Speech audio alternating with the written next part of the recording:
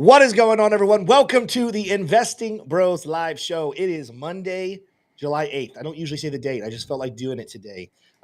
We had a lot to talk about today. Bitcoin had a very up and down weekend, similar to my voice going up and down all weekend as well. It's a little better there, not 100%, same as Bitcoin. It's showing signs of positivity, but we're not necessarily out of the woods just yet. Also, in today's video, we're going to talk about a lot of coins. I think I have like 11 coins I personally am looking at on the weekly chart and saying, man, these look like historical great places to buy. I'm going to take a look at what T-Shroom's thinking, what you're thinking. Stick around for that. And also some updates with the Ethereum ETF. When will Ethereum's ETF go live? And when can we see a massive price increase over there? Stick around for the entire show. But before we do, we got to roll that intro. Smash a like if you love it. Go ahead, T-Shroom.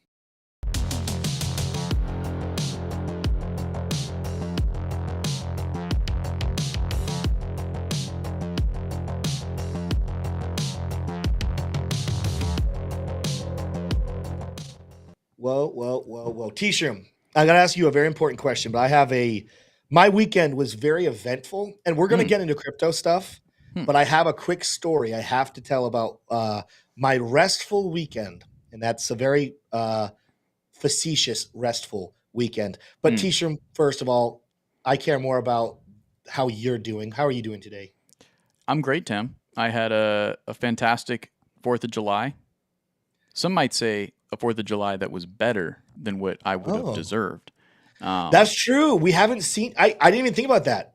Nobody here has seen you since Wednesday. That's Because right. you were out for the 4th, you were out for Friday. We didn't have a Saturday show. So yeah, man, welcome back. Yep. Welcome back. I'm glad to have you here. The good news, Tim, is that we're coming back strong today. We're going right into, at 8 p.m. Eastern Standard Time, we're going right into the old X Spaces here. We're going to be talking about when the ETF for Ethereum's going live. We'll be getting into some crypto group therapy and talking about risk management as well. Listen, there's a lot that happens on Mondays with the bros. First of all, you usually have our normal content. I left this morning out because just wanted to save my voice this afternoon. We have our live show. I think right now for all of our members, Crux has published our weekly crypto update. So go make sure members check that out after the stream.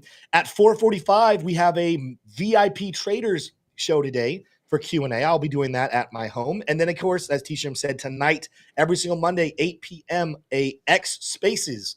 Going to be a lot of fun. Now, it's time for story time, and we will get into crypto here, so guys, stick with me. So I was supposed to be resting this weekend, T-Shroom. I don't know if you got to listen to Friday's show. My voice got pretty bleak at places in there. My voice cracked. I'll tell you, there's times on Saturday, I'll say, where my voice literally sounded like this throughout the day talking. It was really bad. And just doing that, I probably shouldn't have, because I put a little strain on it. But anyway, so I was supposed to be resting, right? I knew at some point I needed to mow the yard. But what I did on Saturday is I said, you know what? Let me try to rest all of Saturday. I'll mow Sunday night. I'll do it at the very end. Maybe I'm rested and fully done by then. But then Saturday morning, our washing machine, our laundry washing machine decided it did not want to work anymore.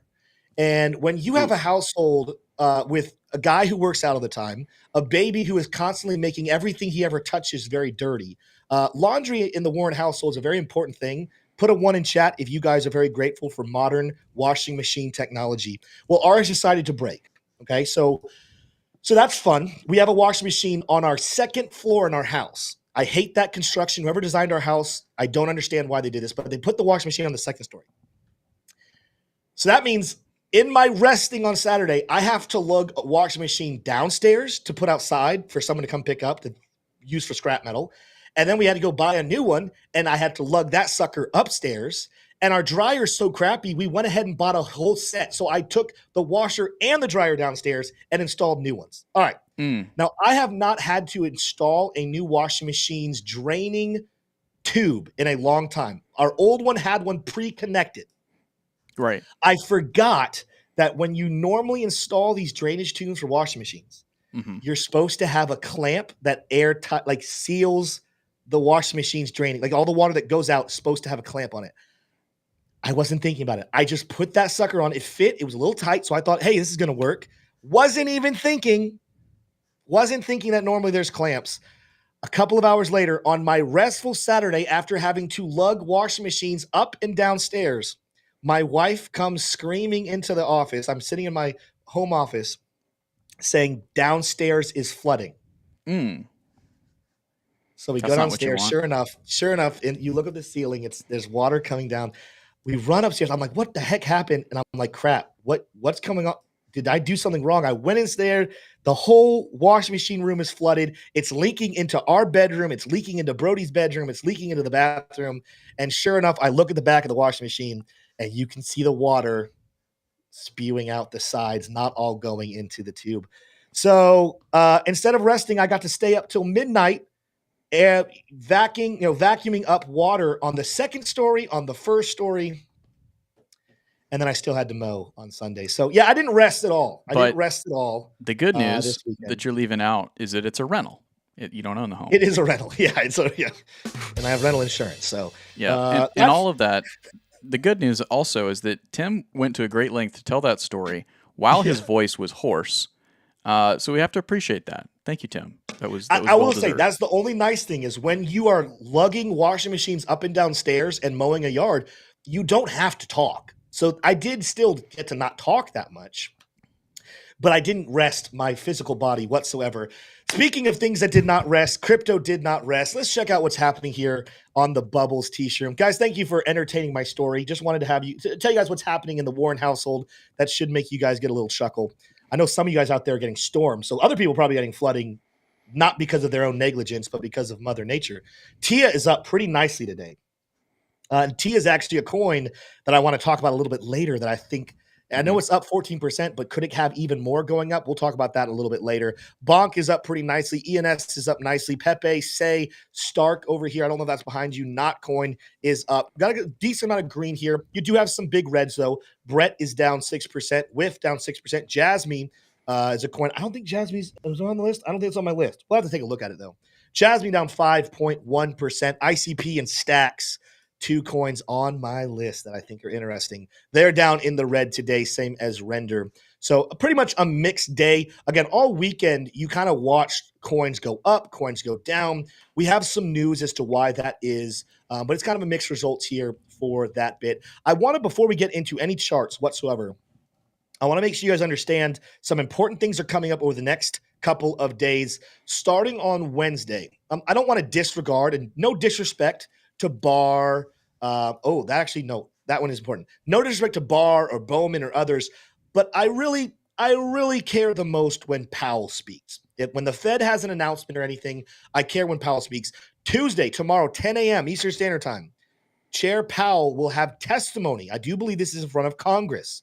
Will he get the same grilling that maybe Gary Gensler got recently? I don't think so, but I think he's going to have a lot of questions to answer.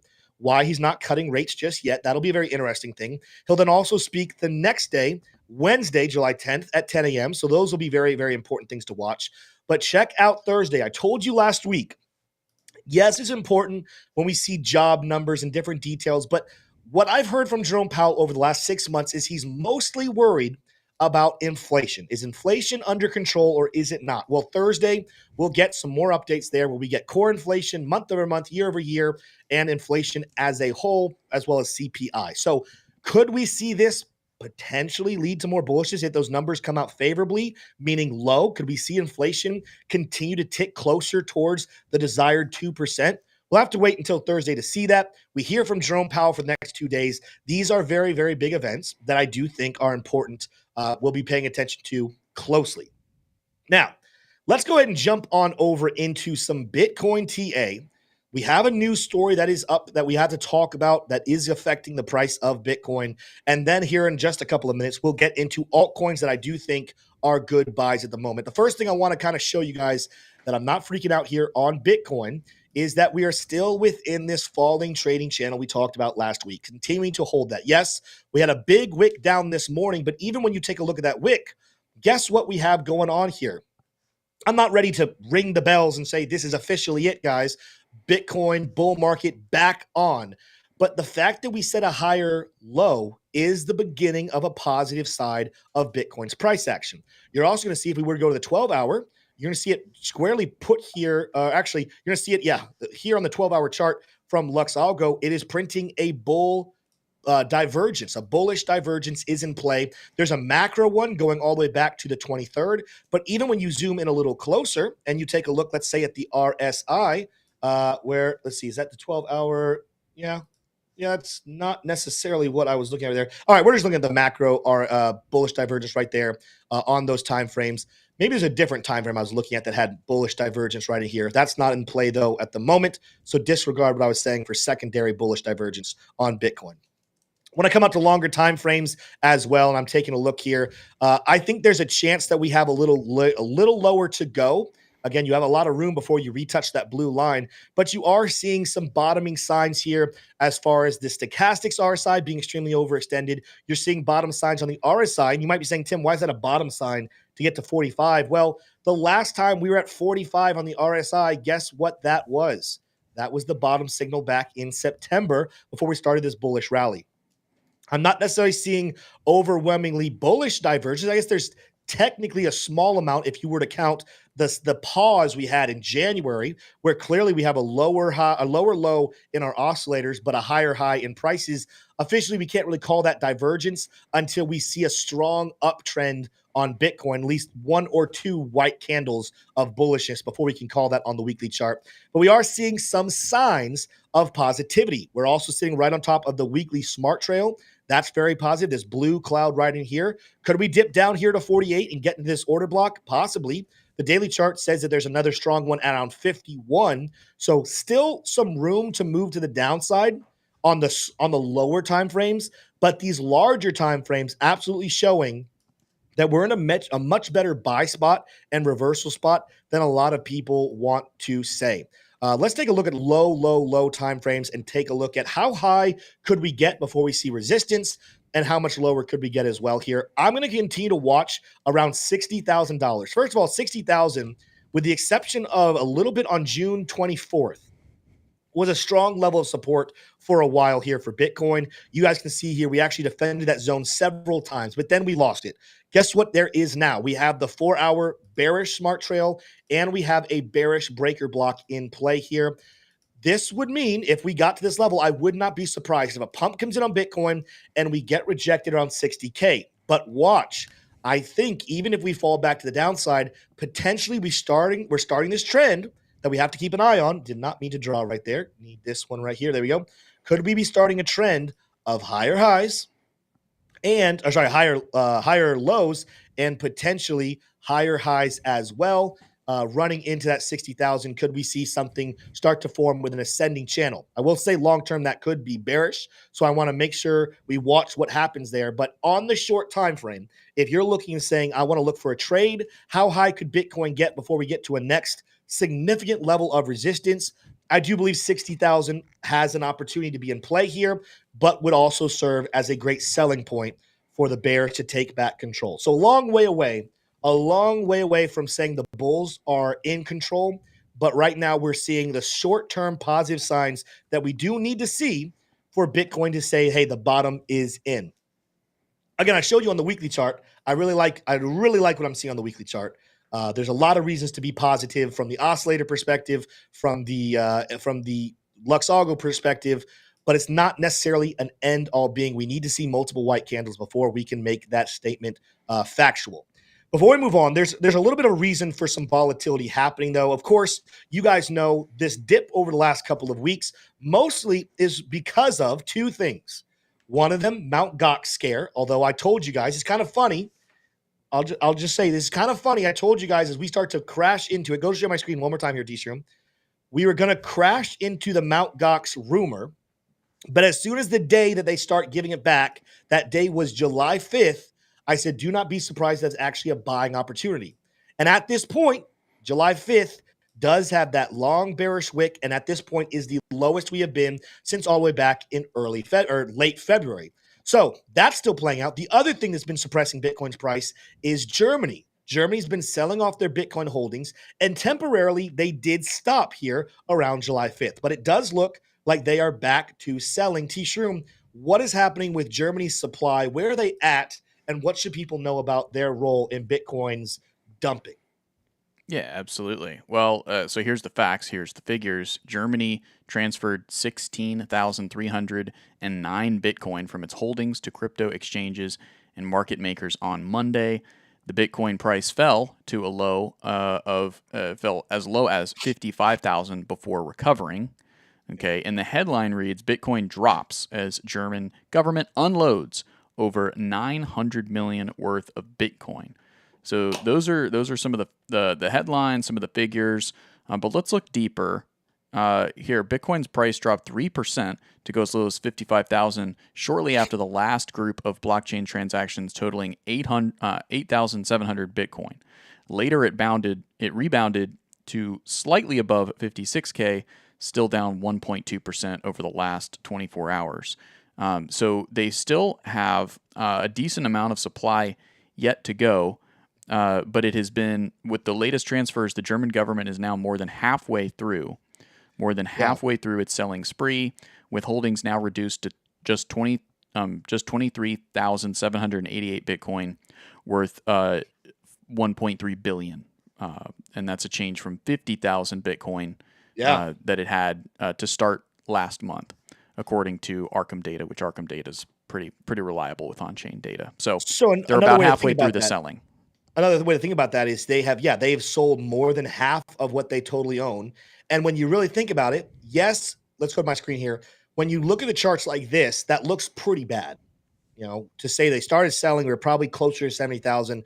We're now hovering around 55. We've lost $15,000 worth of Bitcoin price. But when you zoom out, that's the right math there, right? Yes. Yeah, it's 15.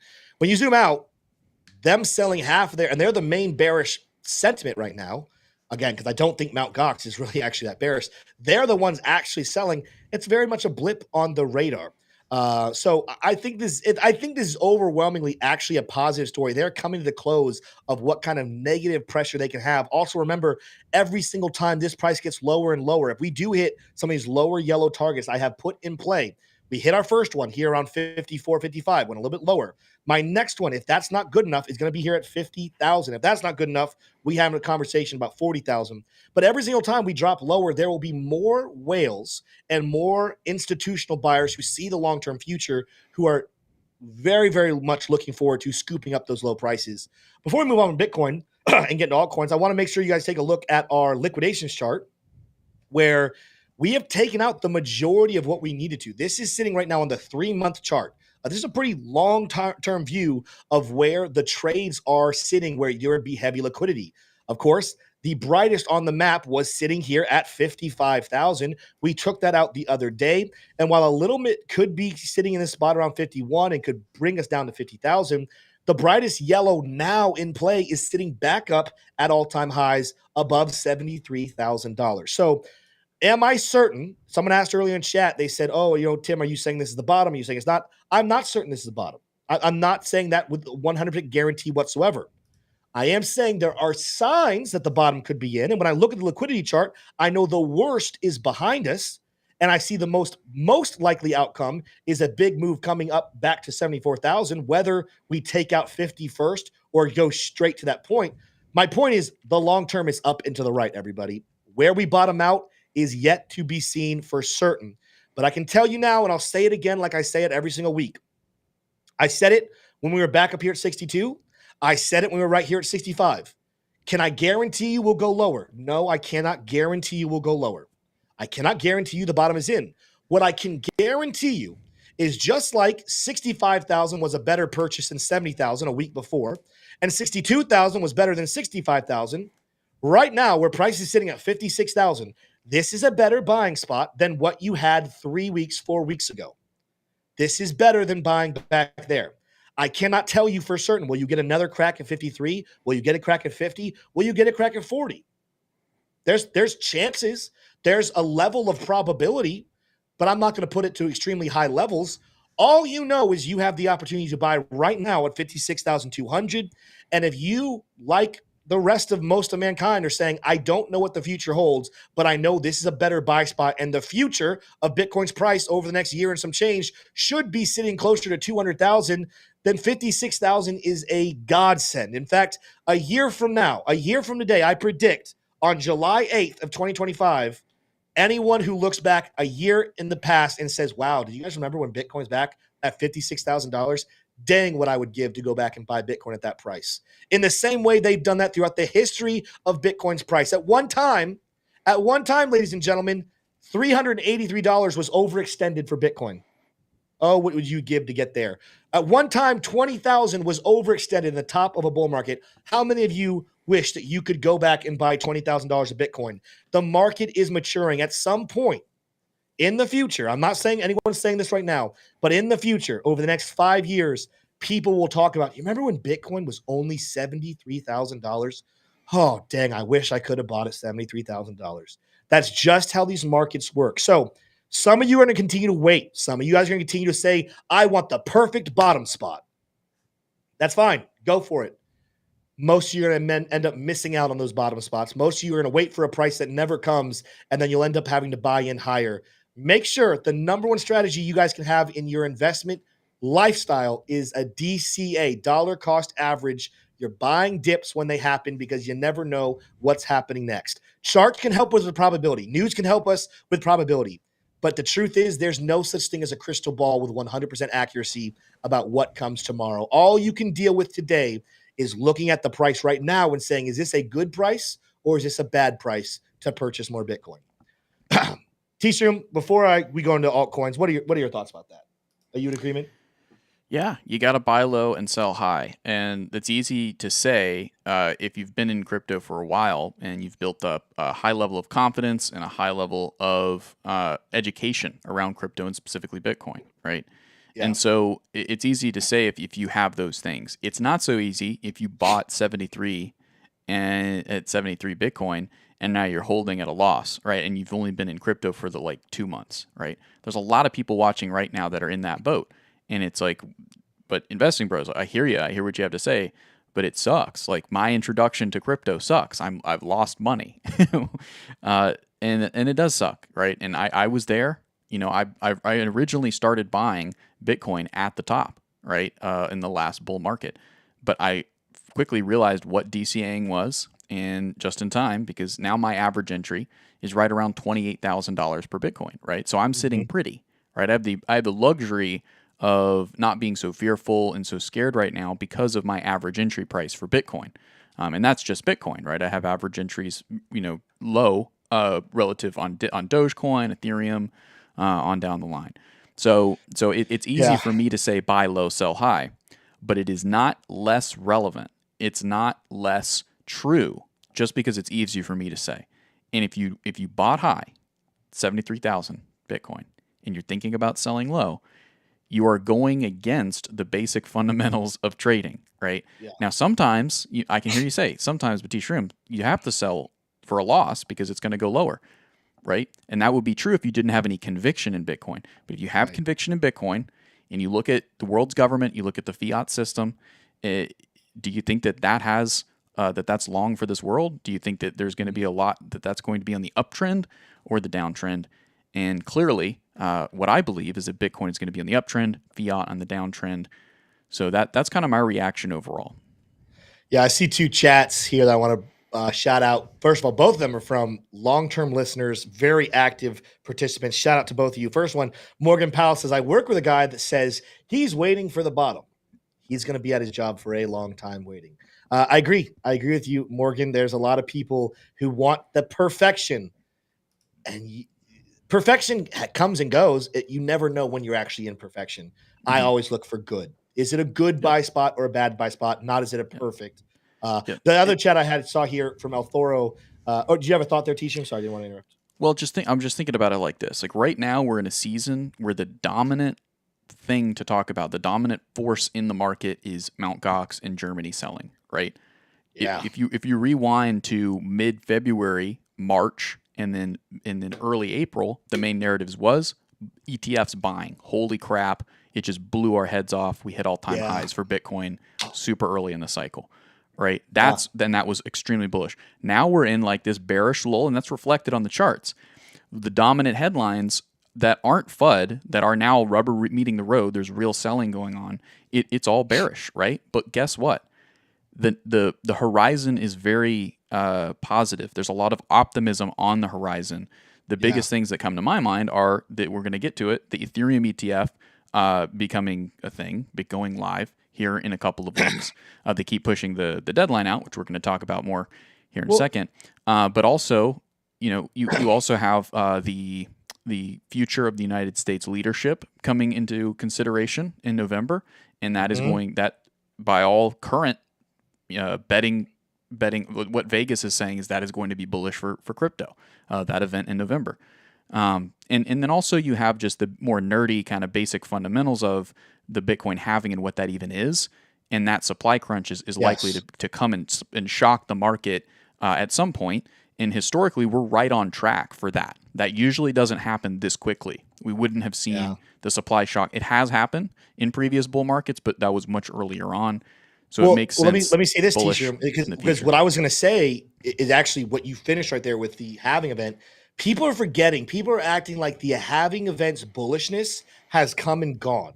I see memes on Twitter, on TikTok, on Instagram of people talking about the stupidity of this halving event. They're like, oh, the halving event in 2016 is like this big muscly guy. The halving event in 2021, it's like a guy who's in good shape. And it's like the halving event of 2024, and it's like this pathetic little scrawny guy. And I'm like, you guys are not even giving it his time.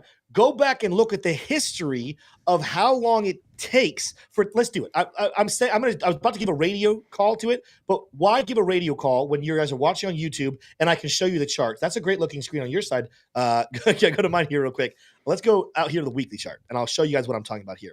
So these green vertical lines, these green vertical lines, these are halving events. On the weekly chart, it looks like they start off amazing bull runs, right? Every single green line, you're like, oh my gosh, the green line happens, and then the price of Bitcoin just shoots up and to the right. This is the weekly chart, guys. When you zoom in and you come back here to 2012, after the halving event, we waited 3 months before Bitcoin got above the high before the halving event. If that was the case, if we were matching 2012, we haven't even gotten 3 months past the halving event now.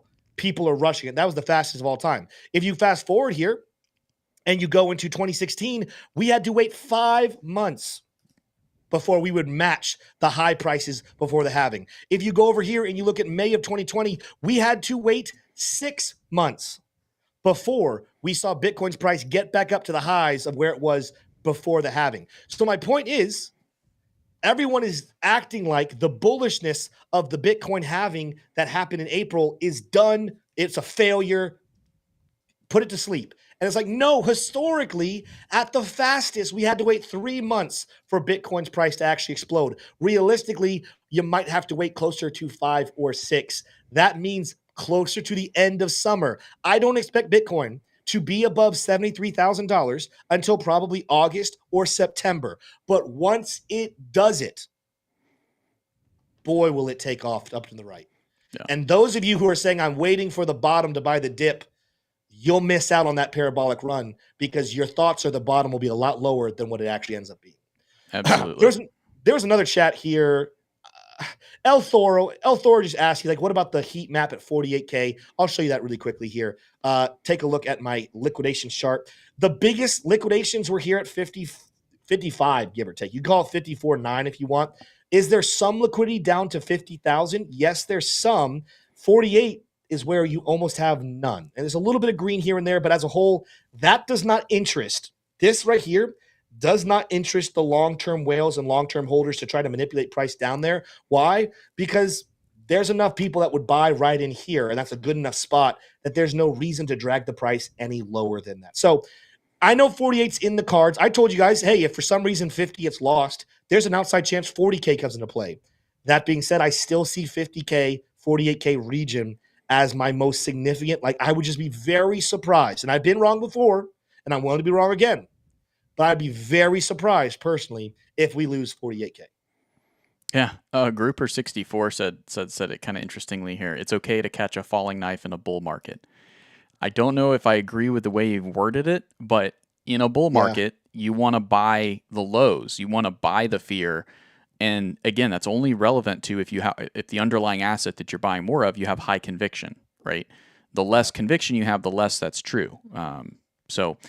Another thing too, we were mentioning kind of the ebbs and flows of different narratives that have come and go, right? The beginning of the year characterized by, holy crap, we're not going to get a recession, right? And then the ETFs launch, boom, insane upward for Bitcoin.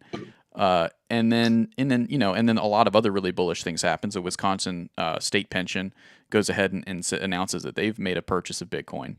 Insanely mind-blowing for a lot of reasons, right? But now we find ourselves in a lull where all of that euphoria has played out, right? The manipulation to the upside happened, and now we're seeing a legitimate repricing of Bitcoin and a manipulation to the downside, trying to suppress, trying to see how low can we go so that people can buy in, and also so that the data can be presented. Like how low, where is the support for Bitcoin? But here's another headline, right, that we saw recently, and this actually came at a time when Bitcoin spiked up more recently. It said, this was from June 25th, Morgan Stanley expected to approve Bitcoin ETF on their platform for all clients by the end of August at the latest, according to a very senior source. So there's all these like little nuggets of optimism and bullishness that are there, right? And if you're newer coming into crypto, it's so easy to ignore those and just look at the price on your Robinhood, on Coinbase, on CoinW, on whatever it is that you're sitting there holding your crypto on. You're like at a loss. It's like it's so easy to just stare at that and worry about it. But there's a lot to be optimistic about. And those of us who've been in crypto for a while, you're seeing a lot of folks in the chat with the exact right attitude, which is just hodl. It's really that simple. You don't need you hodl with what you can afford to lose, right? The bad thing would be to not understand Bitcoin and to just blindly buy it, right? With money you can't afford to lose. The good thing is to realize, the good attitude is to, if you're new, is to realize there's stuff I don't know about Bitcoin, and while I'm investing in it and DCAing in money that I'm not going to get fearful about, I can use that time to get educated, learn more, and a lot of the smart people that have done that just keep buying more Bitcoin, right? So the fear that you're feeling is normal. There's a lot of beautiful, bullish, optimistic nuggets out there. This being one of them, the Ethereum ETF right around the corner. A lot of things are going in Bitcoin's direction, right? But right now we're seeing a repricing to the downside that's super normal, and it happens in every market, in oil, in the stock market, in futures market. There's always a reprice to the downside to find local support after a freaking all-time high in the underlying asset's value. So that's my take. Last thought here, and then we're going to move into altcoin talk, everybody. Bitcoin, that's online. Big Fish, Little Boat gave a super chat saying, haven't adjusted for inflation either. And here's what I was saying. Inflation numbers are actually going down. But if I could get some liberty here, Big Fish, Little Boat, I would assume / hope what you're discussing actually is not talking about inflation over the next day or two or the next month or two, or even potentially over the next entire year. But when, and that's the key word, it's not if, it's when they turn those money printers back on. Yeah, we can try to fix inflation right now, but when you look at our national debt and the things that both sides, Republicans and Democrats, want to continue to spend money on, the question is, when will money printers be turned back on heavily? It's going to happen. Guess what's going to happen? Bitcoin's going to start running in anticipation. It's not going to wait for the money printers to turn back on. The minute that we think money printers might be coming on soon, Bitcoin will run to get ahead of it because people will want to flee that dollar that will be losing its value. Thank you, everybody, for engagement. Again, that was probably a longer middle of the show Q&A that we usually have. But if you guys enjoyed that, make sure you smash the like button, hit subscribe. Let's get into the main topic of the show, though. And I have a list of coins. I think I have 11. I'm gonna try to be fast because ultimately I want to hear what T Shroom thinks. I want to hear what you guys thinks. But let's talk about coins right now. I'm not saying or predicting that they can't go any lower.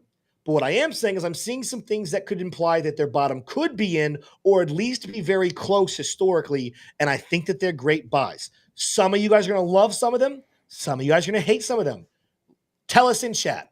Tell us in the comments. Be respectful. I mean, don't become a little butthole, but make sure that you guys give us your thoughts about what coins you guys like and don't like that are coming up. Let's start off with the first one, and I put it in the title, but it's one that I think looks very, very enticing right now. ONDO. ONDO is something I am watching for certain. Now, I told you guys a long time ago, which time frame was I looking at? Maybe it was a 12 or the 8 hour. I think it was just 12 hour right here. I told you guys there was a chance 90 cents got hit. See it. Yeah, 8 hour. 90 cents was something I was keeping an eye on. I gave an outside possibility that maybe we have to drop as low as 74, but I felt a lot better about the 90-cent zone. We ended up wicking all the way down to about 84 cents, but as a whole have closed a lot of candles in that camp right here at 90 cents. And currently, at the time of making this video, we're only trading at about 92. But when I come out to the weekly chart and I take a look at what I see going on here, we did touch and kiss the 84 cent, the weekly order block that's in play here. But also, I'm watching, actually, it's hard to say on the weekly chart because there's just not a lot of price action. We're back down to low levels on the weekly. If I go back to the daily, let's come back here. There we go. On the daily, I do love what I am seeing from the oscillators. Stochastics overextended, looks like it wants to go back up. RSI is overextended, wants to go back up. MACD, the same thing. It's not going up yet, but it's definitely the lowest we have seen the MACD ever for ONDO's short life. But of course, you have the Lux Algo oscillator that is just about to cross into the weak territory, the lowest it's ever been. But at the moment, we have money flow waiting for a reversal to come in, waiting for green momentum. But the money flow looks like it wants to start moving positively. We have excessive sellers in the space that look like they want to leave. I think, again, could we go a little bit lower? Maybe a little bit lower. But I think when we got to this 90 cent, 84 cent region, we came back very, very far for a project that, yes, they're going to have some tokenomics they have to fix when early in 2025 they print a bunch of new tokens. But the momentum that ONDO has is going to continue to have. I do believe this is a dream scenario pullback for ONDO. And the charts are showing historical levels of weakness, which often show us the bottoms of where the price usually pulls back to. That's my coin number one. Tell me in chat, did you like it? Do you hate it? This next one, I know there's going to be some split. In fact, the next three, for sure, going to be hotly debated amongst the bros community, and I'm here for it. Let's go to coin number two, and that coin would be Matic. Now, Matic is currently, let's turn off Lux for just a second. Matic is currently failing to uphold a falling wedge pattern, which traditionally breaks to the upside. But is this potentially just a bear trap? We're down to levels that we have not seen. Forget back in September of 2023. Most coins are back to levels of September. We haven't seen this price action since July of 2022.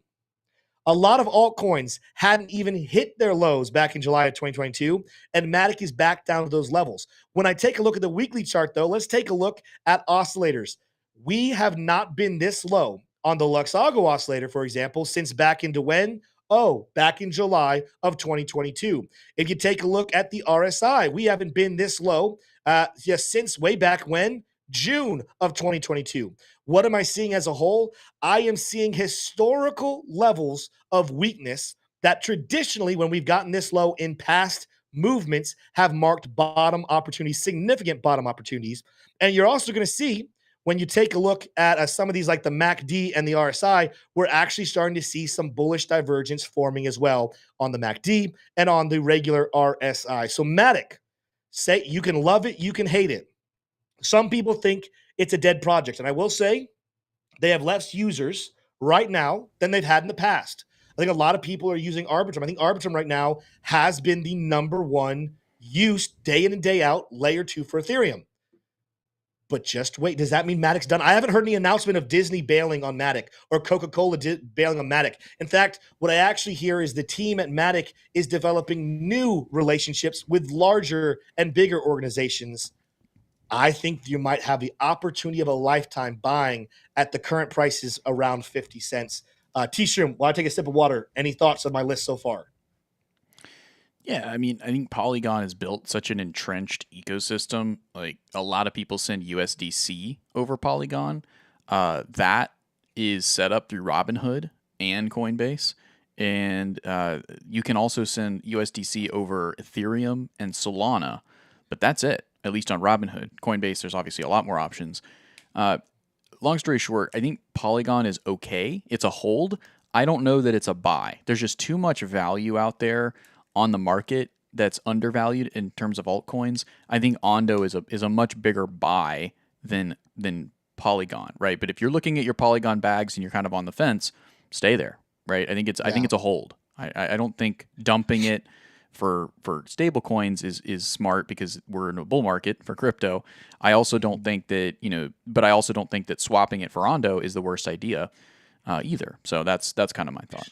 Let me, and I see someone in chat, they said, they're acknowledging that Matic can go up. And I'm going to address this now because there's some other coins on this list that will have the same arguments about to make. But pancakes in peanut butter. Pancakes and peanut butter. There we go. That's what he said. Good name there. Why buy dying coins like Matic? Sure, they'll rebound some, but they are not the winners. First of all, why do we think it's dying? What is telling us that it's dying? Is it down from highs? Absolutely. But the most profound argument I've heard that people claim that Matic and others, and again, I'm going to say their names here till later, here in just a couple minutes, they're saying, oh, those old coins, all those old altcoins, that they're not new, they're not flashy, they had the last bull market. This isn't their bull market, they're done. Dinosaur coin, there we go. Limit Tech said, and maybe he's calling it a dinosaur coin, but that's another term for it. It's an old coin. What's the oldest coin of all cryptocurrency, T-Shroom? Bitcoin. How's it doing? It's doing fantastic, Tim. Yeah, it's not the second one, so I'm not going to explain the second one, but what's another old altcoin out there? Ethereum. It's been around for a long time now. How's Ethereum doing? It's great. $500 billion market cap. In fact, I was just going to say times these dinosaur coins, like Matic and others, that are still in the top 20. Why is it still in the top 20 if it's a dinosaur coin? How is it in the top 20? And yet when you look at the charts showing signs of extreme oversold positions, I don't like the argument that people are going to flood into the new coins that are the hype and leave the old coins out. No, the older the coin's been around, as long as they're not a strong reason to negate this, the more trust they've actually built, the more relationships they've actually built, the more time they've had in the game to work out the kinks and the problems of how you build a blockchain technology. Is Matic going to be a 50x? No, it is not. Is Matic going to be a 30x? Probably not. But can I still get a 20x out of Matic, especially now that it is sitting back at extreme lows? I still believe that's very possible. Why? Because yes, Matic is old. Yes, there are newer, hipper, cooler kids on the block, but I'll tell you what those kids don't have. They don't have experience with massive problems. A lot of the coins that people are hyped about have never seen bull market tops. And you might be saying, yeah, that's all the reason to be more bullish. No, it is not. Do you know how problematic it can be when you're not ready for that much volume and craziness at the top of a bull market? In fact, a lot of coins at the top of 2021 had problems because they were not ready for success. Projects like Matic and several other dinosaur coins, they've been around the block. They've been creating and adapting and growing their technology for a longer time. Their team has more experience and more knowledge. Yes, they might be dinosaurs, but I don't think this is the age of dinosaurs dying. I think that dinosaurs still have a long way. Certain ones have a long way of still making it big. And Matic, the price says dying coin maybe, but the technology and the developments and the relationships say that it still has a very bright future. That's coin number one. If you thought that was a coin to argue about, let's get to the second dinosaur, and that is everyone's favorite coin to love or to hate, Cardano. It's Cardano. Everyone has a very strong position and opinion about Cardano. But you know what they say about opinions? Opinions are a lot, and I said this earlier. I'm going to say it twice in the same show. Opinions are a lot like buttholes. Everyone's got one, and they all stink. Cardano sitting in a very similar spot to what we have with our good friend Matic. I'm going to go ahead and spoil it for you guys. A lot of the coins on here are going to have some similar looking things. The oscillators are down to lows that we have not seen in a long time. In fact, Cardano on the Luxago oscillator sitting at 11. We have not seen 11 since way back here on these levels since back in December of 2022. What happened back in December of 2022? Oh, yeah, we had a nice little rally, a little bottoming out position there for Cardano, and we rallied back to the upside. Other times we got close to this level back in September of 2023, bottom position, we flew back up to the upside. We definitely have some bullishness coming into play here on Cardano. It went a little bit lower than I thought. I did say 36 cents would look like an interesting spot. We're currently at 36 cents. There was a little bit of an argument for 33 based off the charts, but when I look at this as a whole, Cardano's continuing to develop relationships. In fact, Cardano's positioning themselves to be the most trusted decentralized cryptocurrency that'll be used for elections, for security measures, for hospitals, and several others. And right now, it is screaming at us. It is massively oversold. As much as I believe here, I think back here, Cardano was massively overbought when it hit $3. Really had no business being up there. I'm going to make the same argument right now. Cardano really has no business being as low as 36 cents. It is massively oversold. I think it's a great buying opportunity. Again, am I predicting a 75 or a 50x? No, I'm not. But am I predicting that from here, you could get at least back up to $5 to $6? Yes, you can. And if you bought right now, we're talking about somewhere between a 13 to potentially up towards 18, 19x left in Bitcoin price action. And that, I believe, is a conservative price prediction. Could Cardano go higher and get up towards $8? It could. I don't think it's going to happen necessarily, but there's a lot of gains left in Cardano, and the charts right now are screaming this is an oversold coin. Let's do another one. This one's not as much of a dinosaur, but it's a coin that people have been really hot on at times, even in this bull market. And then other times they cool off and they say, oh, this coin is not doing anything. It's going to be good old ICP. And in fact, ICP, when you really compare it to Cardano, the charts really don't look that much different. There's some small differences, but as a whole, looking kind of similar. It is back down to a level, first of all, that was key resistance back as far as September of 2022, right? So you have all this resistance in this zone around $6.70 that plagued out 3 different times. Now we're back down for the first time since breaking through, treating it as support.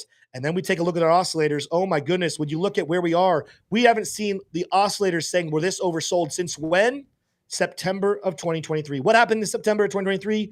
That was the bottom of ICP's bear market. You're seeing on almost every single oscillator, massive, massive oversold positions. ICP, I believe, for multiple reasons, looks like it's at a good bottom position. Again, 75 to 100x? No. 20x still in the cards? Absolutely. Let's move to one that's not oversold, but is super, super exciting. And I don't even need to show like oscillators, just Kaspa. Kaspa's back down at a level of support in an ascending triangle that will send price shooting to the upside. I think that the fact that we almost broke out of this range here just a week or so ago, and now you have the opportunity to buy back in closer to 15 cents, that's just a golden opportunity. I'm not even going to spend too much time doing charts on Kaspa. I think Kaspa is a coin that is going to shoot off and be one of the top movers. That's one. I don't think there's 50x left in it. I think I made a video saying that we're going to get somewhere in the range of 264 to 450. Let's just even say we're more bullish and go to my higher end. We're talking about a 27, 28x. So still a lot of money to be made there. But you don't want to miss the boat on Kaspa. Some of you will miss it because you only have like Coinbase or something else. Make sure you get yourself a wallet like Uphold or something else to go buy some Kaspa. But I do think that it's sitting in a major buying spot. T-Shroom, I'm just about halfway through. Let's take a small break and you review these last 3. Give me your thoughts quickly. And then we'll get into my next 6 and we'll go to chat to see what they're thinking. Yeah, Kaspa, solid buy. It's got a long road ahead of it. You know, it's going to be coming out with a lot of major updates and being competitive and being fast.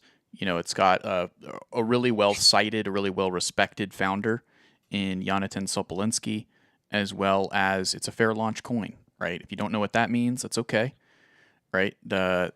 Look into it. It's a very bullish aspect that a coin can have. Cardano, it's one where a lot of people are losing conviction, just to be honest with you. Now, it's a lot of people who look kind of closer to the surface of a project. I think similar to Polygon, it's just done so much building in a different way, definitely in a different way. Obviously, Cardano's not a layer 2, right? But in terms of kind of its positioning and sentiment with the market, there's been a drop off of conviction. Folks are not as bullish, right? But that doesn't mean that the types of people that are going to push, Bitcoin to 100,000, 200,000 per coin aren't also going to look at Matic and Cardano and be like, whoa, these are old. They've done a lot of building. In the case of Cardano, it's extremely well developed and they've gone slow. They have a lot of ties to the academic world of computer science. Charles Hoskinson, a strong but controversial leader, right? And then they also might look at Polygon similarly, right? Just because you are overeducated on these projects like Cardano and Polygon and kind of are not impressed by them doesn't mean that the the FOMO retail that will be here in the final wave of the crypto bull market won't find those projects to be very attractive. Also, remember, the longer that these projects get oversold, right? The longer they last into the bull market, right? So that's an argument maybe for holding off on purchasing additional Cardano and Matic right now and waiting more for the mid game, the mid bull market to transfer out of specific, definitely memes, transfer out of like things like meme coins, maybe some newer coins that aren't performing as well. Pendle comes to mind, although I'm holding onto my Pendle, right? But some newer coins that have had their pop, maybe Wormhole, Aerodrome maybe comes to mind. Maybe even throw Injective in that list, and then rotate into some of the older tried and true coins like Polygon and Matic and Cardano. Yeah. Before we move on here, T-Stream, I see a lot of chat. Listen, I love the takes, guys. Love the thoughts here. For anyone who's watching and they're on the sideline, they're saying, "Oh my gosh, I don't know what to believe. I don't know." You know what Tim says is almost like it sounds like these coins are really good, but then I read chat and these people all say these coins suck. Let's do it. Let's do a brief history lesson. Do you guys have arguments and reasons to say that these older projects are not going to perform well? Yeah, you have an argument and a reason. But let's just take a quick look at history of two different projects that have been called dead or showed the signs of death that went on to have amazing runs. Let's start off with good old Cardano. In 2017, Cardano rallied all the way up based off of hype, went all the way to $1.34. In the bear market, it would go on to fall not 80%, not 90%, 98%. Cardano fell 98% in the bear market. That's brutal, okay? Guess what? It then would go on to have a nice little rally of about 300% and get back up to about 10 cents. But from there, I'm not even going to count COVID. I'm not going to count the COVID dip, where if you did include COVID, you would say it dipped 82% again during the bull market. But if you only counted the dip back here to 3 cents in December of 2019, during a bull market, Cardano dropped 71%. If you don't think at the time that that was considered a dead project, then you're fooling yourself. It was a dead project. What would Cardano go on to do, everybody? Let's just take a quick look. I mean, you guys saw it on the chart. Let's just pretend you didn't buy the COVID dip. You bought the dip of 3 cents. You would have 103 extra money. 10,200% gains in Cardano after being called dead. I'm telling you right now, when I look at the bear market into bull market positions of Cardano in 2019, 2020 compared to today, it looks very, very similar. But let's talk about something more recently that everyone in the world, if you guys make your investing decisions based off of chats, if you go and watch YouTube videos and you listen to chats and that's how you decide what to invest in, let me remind everybody, myself included, I was one of the people who called Solana dead. Go to the chart here, T-Shroom. Solana, even before the FTX shabacle would go on to fall 90%, then FTX happens. It drops to $8 down. How far? 97%. Everyone said Solana was dead. There actually was good reasons to call Solana dead. The development was leaving. Nobody wanted to touch it. The VCs wanted out. Everyone called this a dead project. It has gone on to be the number one mover of people's portfolios in this bull market. Yeah. Everyone said it was dead. So when you hear people in chat say that's a dinosaur coin, it's dead. I'm not saying every single coin in the world that's down 97% will go back up, but I say we have so much evidence of coins that have moved off of hype in the past, but during that time have worked on strong fundamentals. Cardano and Solana are great examples. They did not listen to the FUD. They did not listen to the opinions of the everyday person. They kept their heads down. They worked on developing their projects. And that is why I'm a firm believer that price is downstream of fundamentals. Part of being on this list, a coin could be down really far, like Matic or Cardano. That does not change the fact that if you forget price, let's say you're not looking at a chart and you just examine, you met those people, you look at what they're doing, you look at the relationships they're building, everything inside of their building say that this is a long-term growing and thriving position. Price is downstream. Just because the price looks like it's dead, we have watched and we have learned from our history to not count on a project that's working its butt off to continue to get bigger and better. And as I said earlier, I actually give an edge to the Dinosaur projects because they've been around the block. They know what's positive, they know what's negative. They know what mistakes to avoid and which opportunities to take advantage of in a way that newer projects have zero idea of how to handle. I'm just going to leave it at that. I'm investing in newer projects, but I don't discredit dinosaurs because I actually see being a dinosaur as a plus when it comes to these types of situations, especially when they're down 90-something% from their highs. Let's keep going on, though. There's some more projects. You want to talk about? This isn't a newer one, but it's newer in terms of attention, and that'd be Stacks, a Bitcoin layer 2, the number one Bitcoin layer 2. In fact, nobody's talking about this one being dead. In fact, it's a very positive-looking chart. Higher highs, higher lows. It's still down pretty significantly. It is down from the highs of this year. Roughly, it came down 67%. Pretty normal for altcoins. But let's take a look at what we have going on when it comes to our oscillators. Oh, would you look at that?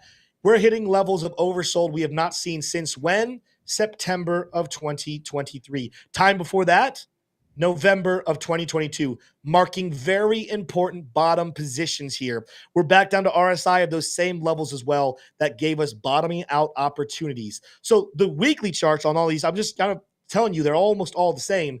Weekly charts are showing us we are overextended, oversold, and it looks like these things want to go back up into the right. We're going to have to kind of speed this up because I don't want to be here all day. Optimism actually lost a key level of support, and yet the oscillator is actually the lowest it's ever been on almost every single oscillator. The RSI and the Luxago and the MACD, the lowest this oscillator has been in the coin's existence. And yet, even though it lost the support level, it's still setting higher lows and higher highs. That's a bull trend. Optimism is down from its high. It's down about 73%.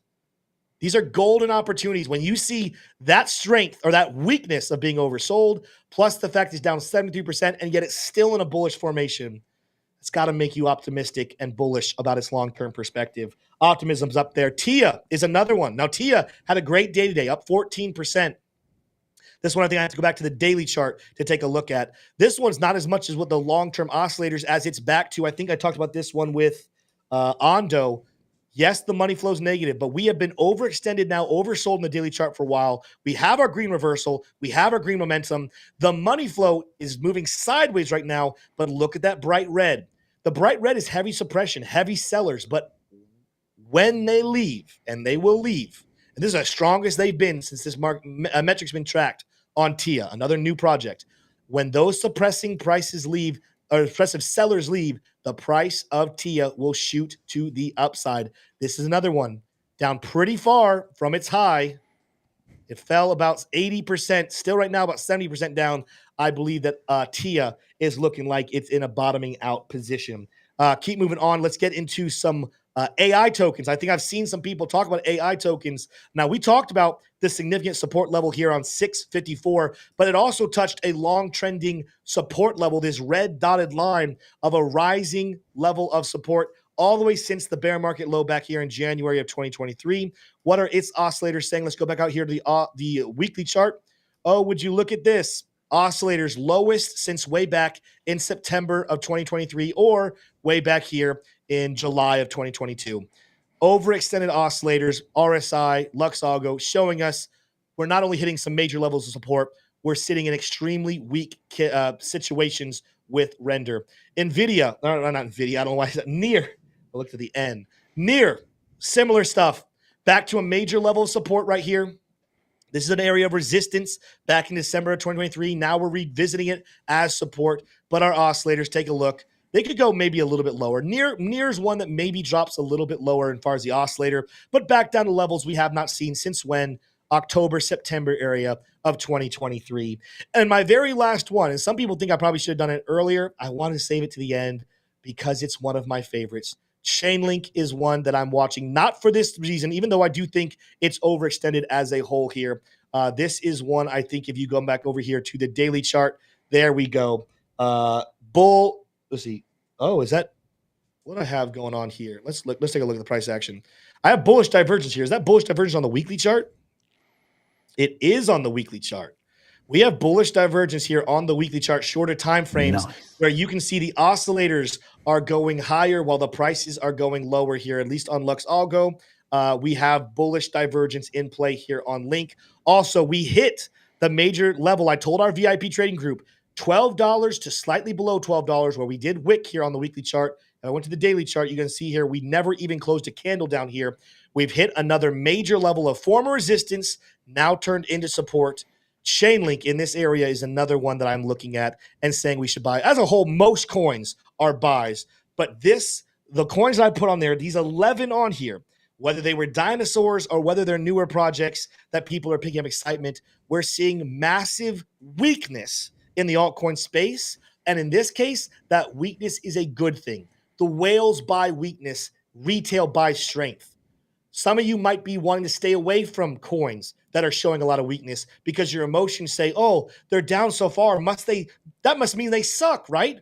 Cardano, Matic, Chainlink, oh, they're dead coins. They're old. They're not doing anything. Look at their price action. They're down 70% from their recent highs. That's not a coin I want to hold. That's how the retail investor thinks. That's how the average person who spends their time, and no offense to you guys, but the average person who just watches YouTube videos to leave comments about their personal opinions, that's how a lot of those people think. But whale investors, institutional investors, they don't care about the price as much as they care about who is the people that are running the program or the company. What are the things they're working on developing? Who are they doing business with? I want to invest in that project. And when I see a project like that down 70%, oh, I start to lick my lips. I start to get very hungry to scoop up those prices. If you want to make money in this bull market, you got to learn how to remove your personal opinions and emotions from the equation and think the way the whales think. And when it comes to dinosaurs, I'll tell you what whales love. They love them some dinosaurs because those are the ones they know and they trust. Yep. Now, Tim, we've got a kind of a lightning speed segment here of updates, and we're going to go through it quick here. Speaking of a project that is really good and has been building, it's one that we've actually partnered with, and that is Houdini Swap. So Houdini Swap, you can transact freely. One of the things I wanted to show you all and bring to your attention why we partner with them is one of the features, private transactions. With Houdini Swap private mode, only the sender has exclusive knowledge of their originating wallet address and the recipient's address. How they do it, you'll have to look at the research for yourself. But all you have to do is just flip this switch over to private mode. It's really that easy. Houdini Swap, you can go check it out. We got a link in the description. But Tim, we've got some announcements. The big one is X Spaces today. We're going to be talking about Ethereum a lot more. We barely touched on it, but here's a hint. Van Eyck officially files the S1 for the spot Ethereum ETF, but the question remains, when the heck are we getting that Ethereum ETF? The media is being very vague on that. We're going to talk about it today in the X Spaces starting at 8 p.m. Eastern Standard Time over on X. And the link for the Investing Bros X account is down in the link below. We're also going to be having the VIP trading at 4:45. Tim, you excited for that? I'm so excited. I just got to run home to get that done on my computer because for some reason Zoom doesn't like this computer that I'm using at the office for the show. So gotcha. Going to be going that in about 40 minutes. So if you're a VIP trader, make sure you are there. T-Sham, I wanted to go back. I wanted to go back to Houdini Swap. Okay.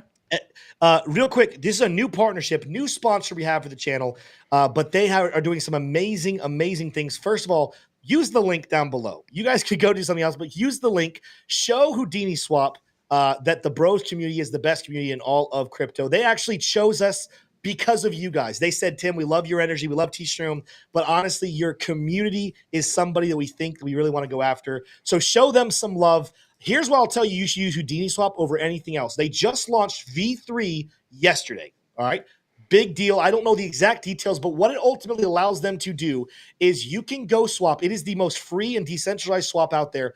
You can swap any token for any token. And guess what it'll go in and do?